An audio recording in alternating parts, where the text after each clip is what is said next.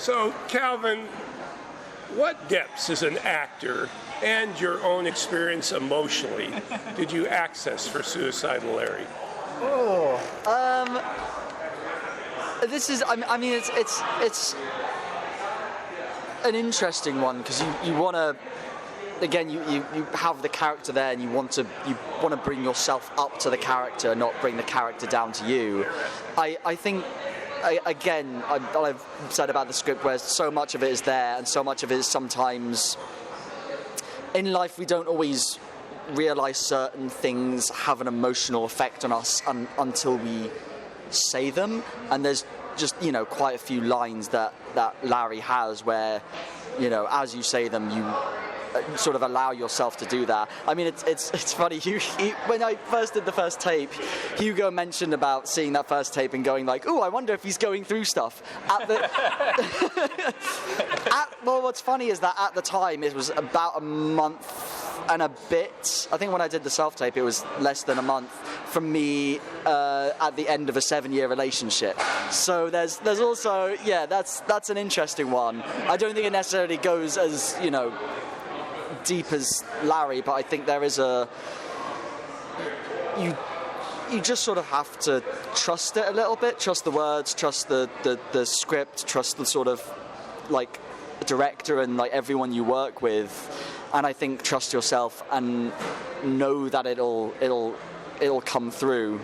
But I think more than anything, it was making sure you're like, because with the filming and everything and with the lines, that you're sort of almost preheating the oven in terms of like keeping yourself ticking over sort of between like setups and just making sure that you can fire on all cylinders for whatever that means, whether that's sort of like a quite intense like emotional scene or it's just a sort of back and forth. Yeah. So Kevin, what do you understand about Dale's sunny optimism? That's a hard kind of emotion to play. Yeah. And how did you keep his father's circumstance in completing the character? So I think I got a really clear sense of who the character was when I read the scenes for the audition. So I got 2 scenes. One was slightly more comedic, and one was actually about his background, his backstory. So I think I just had a really good sense for who he was from that read through, and I kind of just went with my gut on it, did the tape, and hoped that I was close to what Hugo wanted. And yeah, I think it's a weird one because I'm kind of like him in a way, but I'm also not as extroverted. And he's a guy who doesn't care what people think, which is liberating to try that. But I really care what people think, so it's you do certain scenes and you're like, you just got to go with this because this is what this guy would do. So it was really just committing to the character as much as possible, and then with his kind of backstory as well. It was always something that you were aware of, but a lot of the time I wouldn't really think about it. I guess until you really start to bring it up in the scenes, which seems odd, but I think when you're then performing those scenes, it's kind of what he would maybe do. He'd probably just try and push these things down a little bit and mask with his kind of extroverted kind of character. So it was not a whole lot of conscious thought process, and more just trust. Again, what Calvin was saying, just trust the script and trust what you're doing, and try not to over-intellectualize it and just be. Since you lived with him, what advice would you give Larry to cheer him up if you were friends?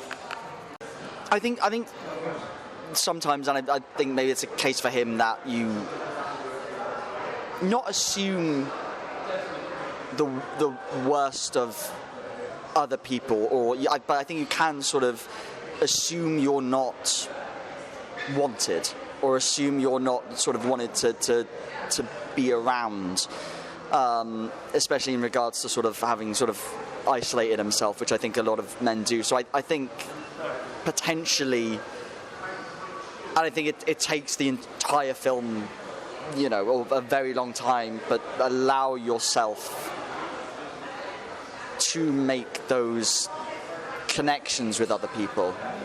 And I think then, and I think it's then difficult because we see at the beginning of the film an attempt at connection making with, and it just does not work. And it's to say, you know, it's not always going to, but I think allow yourself to make those connections, which is a very much easier said than done, and it's easy to sort of be self-aware of it and to action it as a different thing.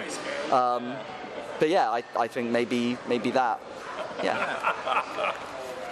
So this is another thing about character. What do you think Dale's most impressive sight at the Isle of Skye was, and what was yours, and why do you think they're different? Ooh, that's a good question. I think Dale finds beauty in everything. Like I think he'll find, even in like a rainstorm, he'd probably still find like some sort of like joy in it.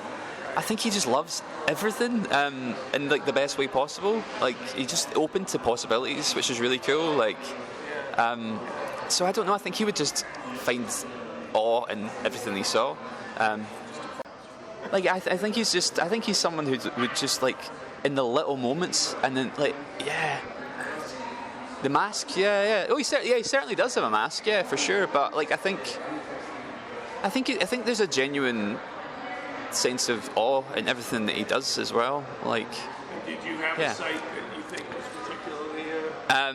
I loved the view from the Kerrang, which is where we kind of do some camping at the start of the film. I did not enjoy going up there because I'm scared of heights. But when you got up there and you start to settle a little bit, it is beautiful because you'll see patches of light form over the hills as the clouds pass over, and you're just kind of isolated in a beautiful way.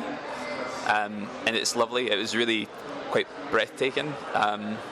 Yeah, but I mean the whole place is amazing. That was my first time on the Isle of Skye, and it's, you know, there's hills everywhere in Scotland, but it's something else there. It's really, really beautiful. What's the first thing you think about when you think about your love of filmmaking and performing? I think it's the joy of it almost. There's like so much work that like goes into it, but it is at the end of the day it's play. There's a joyfulness there even in the difficult things, and there's a sort of real support that you know you have whilst you're doing it. Sort of the best projects where you go, oh, everyone's in on this, everyone's so committed to it. Like even, you know, what Hugo was saying about like, you know, committing to the character of Dean and throwing himself in the sea, but even when it comes to like the recce's, knowing that like, oh, there wouldn't, you know, all the places that we were in the film were places Hugo's been himself, and you've got everyone working together towards this one thing.